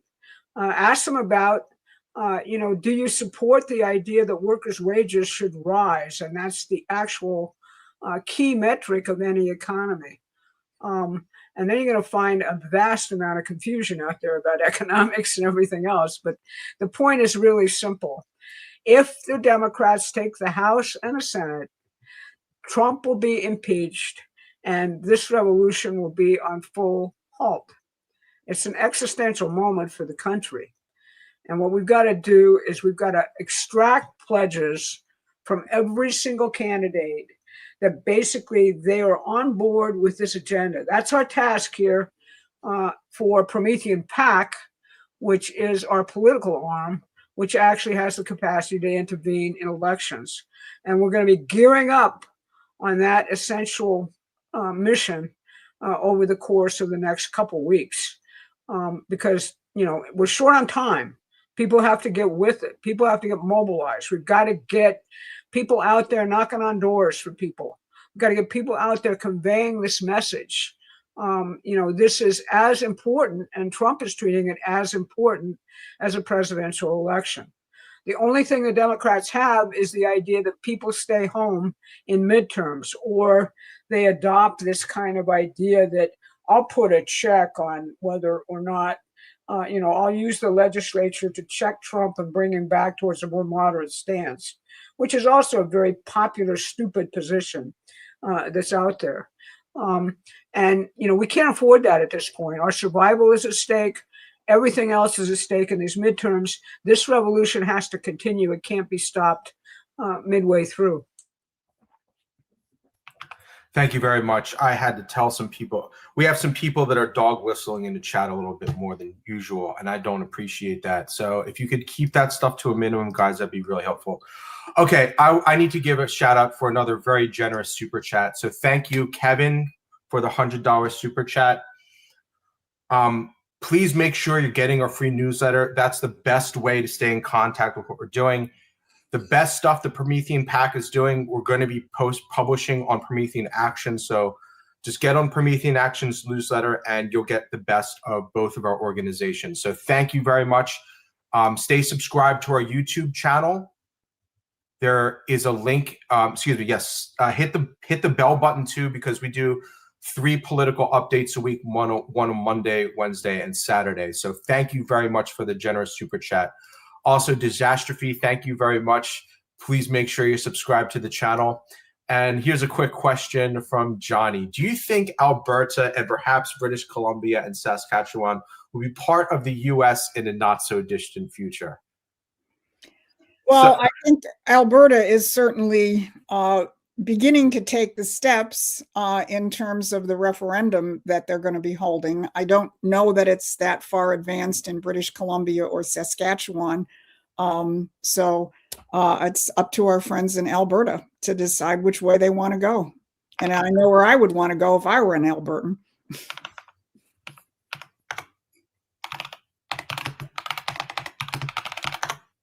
Okay, sorry about that. I was responding to somebody.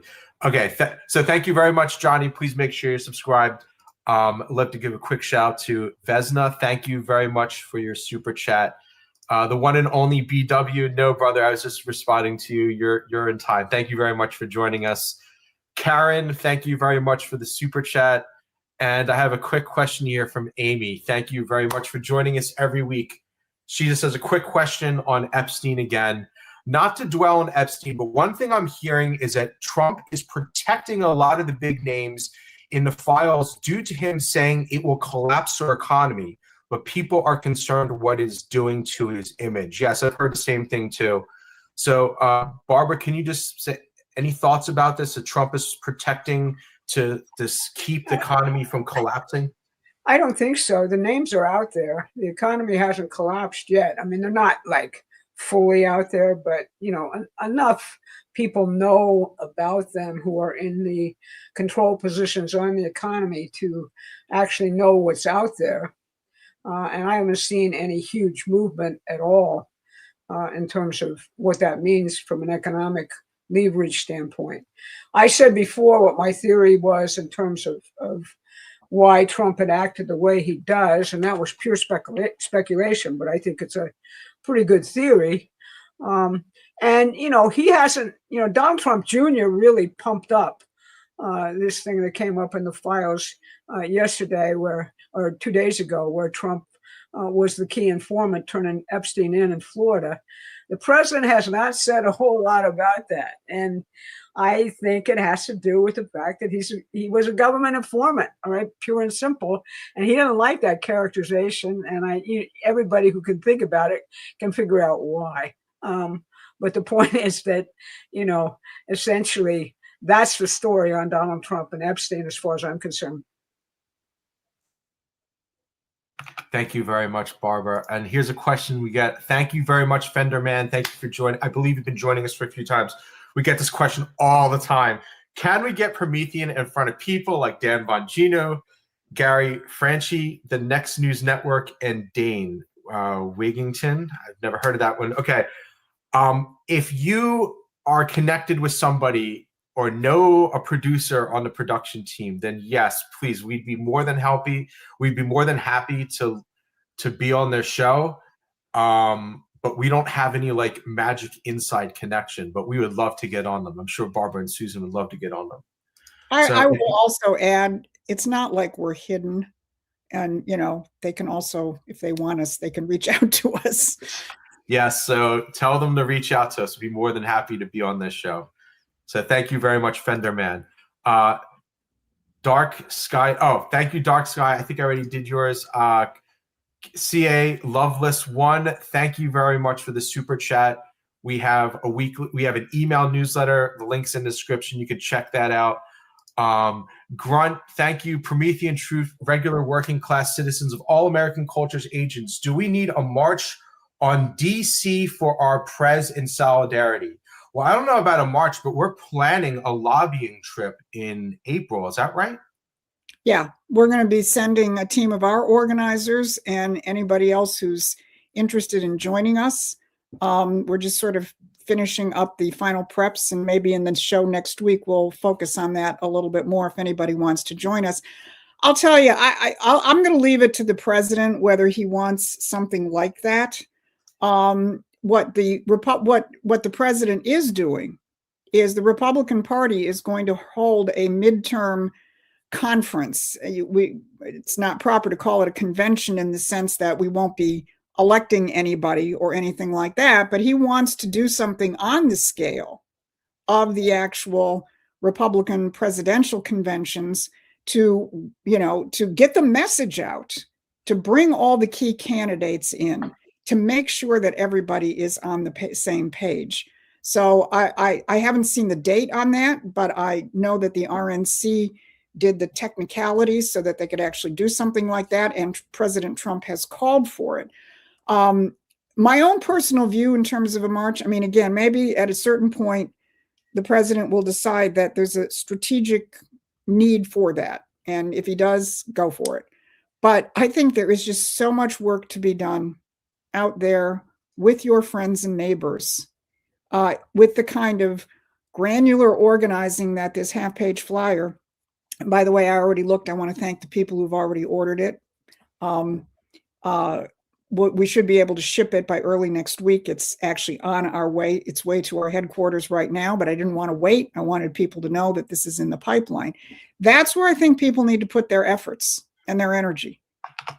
taking this message of the fact that we are exiting a dark age and Donald Trump is building our way into a golden age, and we're not there, we know that. But we're finally going in that direction. That's where I think people need to put their energy. Thank you very much. We have some more people here. BW had to change handle. Can we mail them to people? Yes, you can totally mail these to people. Absolutely, 100%. Stick them, and people like getting mail. Let me mention one other thing. Someone asked what can and you can't do.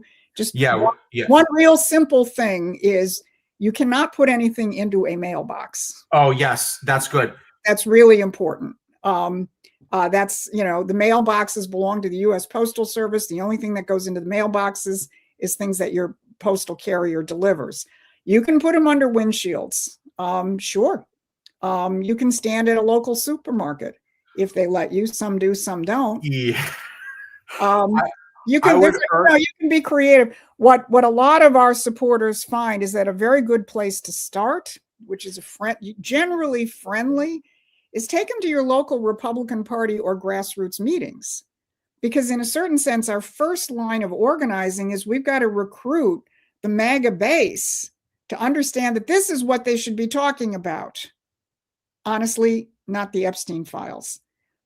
This is what they should be talking about. This is what is going to recruit blue-collar workers, a young Black kid in, the city of Detroit who would actually like to have a future. This is what they should be talking about. So for a lot of people to say, gee, I don't know what to do with these things. I mean, yeah, well, you can share them with your cousins and, go to your St. Patrick's Day events and so on and so forth. But a good place to start really is within the MAGA base itself, because they don't necessarily know that this is what the president is doing. That way we're going to expand our numbers by getting other people saying, wow, I didn't know this. Can I get some of these? That kind of thing. Thank you. And one more super chat here. I think this is actually, thank you, KLMN. Thank you for joining us.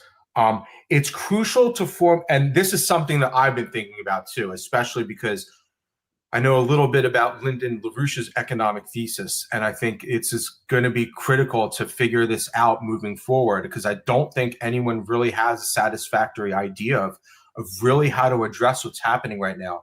It's crucial to formulate a thesis for how the American system can be adapted for a future of AI and robotics-induced job displacement. Can this be done?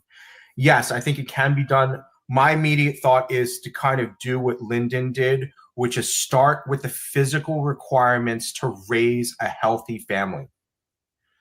As long as our economics is still based on what it takes to raise a growing human family at higher levels of success too. We're not talking about like get some bare minimum and keep it like that forever. No, we're talking about how do you actually continue to grow society so that families become more and more productive. As long as our economic thesis is based on that starting point, I think we have a chance to develop an economic conception that really takes this whole AI plus robotics thing seriously, because I can tell you it's coming much faster than people think. So Barbara and Susan, your thoughts on this, because I think this is actually a super important question. I think the biggest impact is going to be on service industries. And I think that just take, for example, the entire nature of law firms and legal brief writing. All right. That's all going to be wiped out within the next month or so, 2 months or so, because, chat AI right now, Claude AI, can actually write a legal brief for you and not make hallucinatory mistakes in the briefing, which was happening when lawyers were using this previously. All right. So that's a key place that is not really something that is productive at all, necessary in a certain sense for a lot of reasons, but that's going to be wiped out, because there's tons and tons of people who are legal researchers who do this kind of stuff for lawyers. No longer going to exist because, somebody doesn't have to have a firm to produce this stuff. They can produce it with, their AI.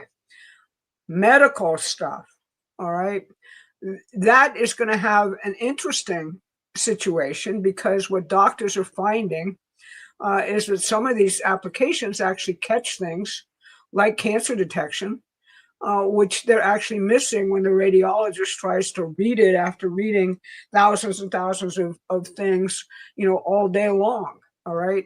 That's going to have a really productive kind of use potentially, and, cut down the level of paperwork which is presently involved in practicing medicine, giving doctors much more time to actually talk to patients about what's really going on. So it's a mixed bag. The primary impact is going to be on what are traditional service industries. What I think you're going to find in terms of real physical science and real innovation and manufacturing is potentially going to compensate for that. You see thousands of people flowing into trade schools at this point. Engineering and science are going to be central to university curriculums at this point. Once again, we have a deficit in all of that. And then it becomes the fact that this is going to free people up to actually, which was what my mentor Lyndon said about all this back when he first examined it or thought about it back in the 1960s. It's going to free people up to be very, very creative in their jobs. Free people up from manual types of meaningless tasks, and actually allow their creativity to soar in terms of actual production and making things and creating new environments and conquering all sorts of ideas about how things work. One of the things that's been set up by the Trump administration is a huge consortium using AI to actually study what everybody has done in terms of experiments with fusion power. And what they're looking for is, did we miss something in all of these experiments, which is a key to actually perfecting this technology? And it's across every single major research center in our country to develop fusion. That is indeed the type of application that it can have in all sorts of scientific fields. So I think what's going to happen is that your job is going to become much more interesting than the kind of things which have actually functioned in this deindustrialized service economy. Yeah, and I'll just add it from another standpoint. Where people say, "Well, this is going to mean jobs are going to disappear." My grandfather went to work for Henry Ford in 1905, before there was the assembly line at the original Paquette Street plant in Detroit, and I think there were a couple of hundred people there, and they were basically putting the stuff together on tables and so on and so forth. And then he opened the first assembly line at Highland Park, which rapidly employed, over 1,000 people. So, so people say, oh, well, the assembly lines are going to get rid of jobs. No, what the assembly line did is it allowed them to make the product much more efficiently, so a whole lot more people could buy it, and a lot more people were in a position to buy cars. And then when you want to get to the height of things, you can look at the River Rouge plant in 1950, about 8 miles from where I am right now, which had 100,000 people working at it. So did the assembly line, end the jobs at the Paquette plant? Yeah. And those people moved over to a more skilled job, which made the product at a rate that more people could buy, and then increased the demand for the product, and ultimately employed, I don't know, about 1,000 times or 10,000 times more people.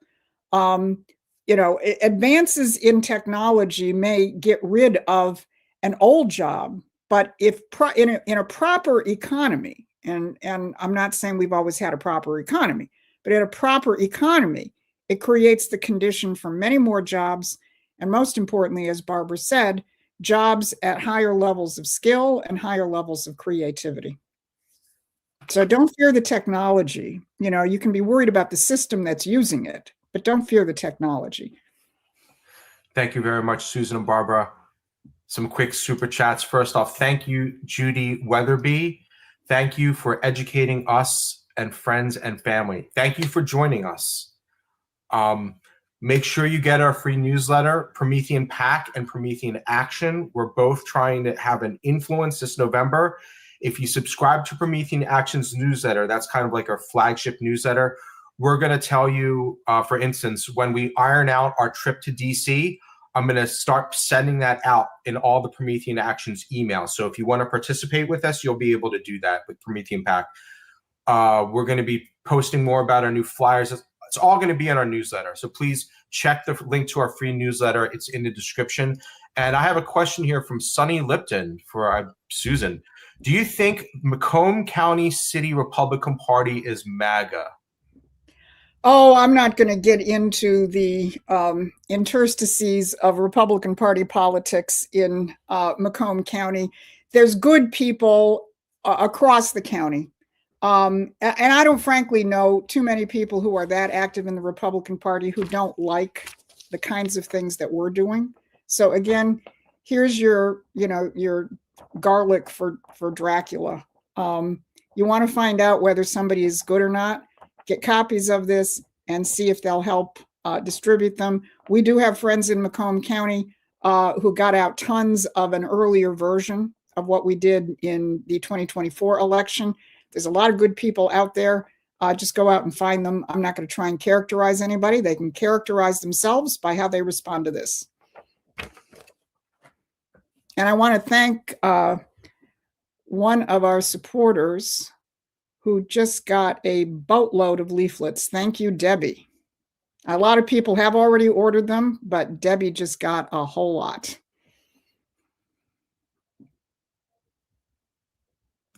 Excuse me. So I also have somebody else who sent in a super chat. My software here is getting delayed, so it's not pulling in the super chat, so I can't put it up on the screen. But I have somebody for PF named PF Favata says, do you have a front-facing version for social media? And I think we will. We just don't yet. We will. We're going to have that on Promethean Pack's website. And when we do have a social media version, I'm going to send, it's going to be in an email. I'm going to start putting that in an email. Okay, I have to put more people in timeout here just because I get sick of seeing this stuff sometimes. Sorry, brother, you caught my attention. All right. And we also have Cool Mom. Thank you, Cool Mom. I can't pull up your super chat here at the moment, but thank you very much for your contribution, and please make sure you're subscribed to our email newsletter. Thank you. Yes, Judy Weatherby says, I've been a subscriber ever since a friend of mine introduced me to y'all. Thank you, Judy, for being a part. Okay, we still have more questions. Let's take one more question, just to get. Okay, I'm going to bring up something here that I think is actually pretty important because Mike Benz is literally the only one that's kind of bringing this up right now, and it'll give all social media people something to think about. I just watched Mike Benz about the upcoming worldwide mass censorship of social media to affect the midterms and the 2028 elections. What are your thoughts about how it can be stopped? Thank you for the great work. And thank you, Julian, for this question, because I've been thinking about this more and what an impact that would have coming months before 2028 election. So I'm sure Barbara has some thoughts on this one. Yeah, what Mike is raising is the fact that the Europeans have a strategy using their Digital Services Act, which is a blatantly, Orwellian piece of legislation, to censor social media companies and fine them drastically, raid their offices, call their people before European bodies, getting some kind of extra judicial, authority over them, and make it impossible for them to publish freely, particularly on X and other, social media forums in the United States, which have been freed up because of what they're doing in Europe. The answer to it, as far as I'm concerned, is massive. What Mike's calling from, and he's correct, is we should be sanctioning the hell out of these European countries. We should be basically make it impossible for their stuff to come into the United States in any form, and would basically should be thinking about how can we prosecute some of these people, in the United States, if at all possible, for what they're doing, make a big fat example over them. If you think about the 2024 election and the pure courage and heroism of Elon Musk, I obviously don't agree with everything Elon thinks about everything, but this was an act of true heroism and courage. He blew apart this entire network of surveillance and censorship by purchasing X or Twitter and saying, here's a free speech forum, and we're going to support free speech. That basically freaked them out, because that meant that the president, in addition to Truth Social, actually had a medium where people could discuss his policies and actually could put people on who would support him, as opposed to the complete freeze and censorship which occurred in 2020 and played a huge role in the 2020 elections. People look for machine fraud. They look for all of these other things. But if nobody knows what your program is and nobody is supporting it, it's pretty damn hard to mobilize the vote. And that's what happened in 2020. So Mike Benz is right. This is a ring type of operation, which the elites in Europe are trying to run, which the British Empire is trying to run. It needs to be answered. And, I'm going to take that up, I think, in one of my, posts over the next, not my post, one of my videos over the next, week or so. And we'll talk about it. Okay. Thank you very much, Barbara. Any closing remarks? Susan, any thoughts before we close today's show? I want to see more people order the flyers, and thanks to everybody who already has. That's already awesome. All right. Our email list is literally about to hit 100,000 subscribers to our email list. We're literally less than 10,000 subscribers away. That's going to be pretty crazy. Thank you, everyone, for joining our email list. We have an open rate of approximately 50%, which by today's standards is above industry average. That's really great. Thank you, everyone. I'm slowly beginning to put more time into improving the quality of our emails, getting more unique content in it, not just reposting our videos, but other stuff. So please keep an eye on them. And thank you very much for tuning in. We'll see you next week at the same time. Thank you, everyone.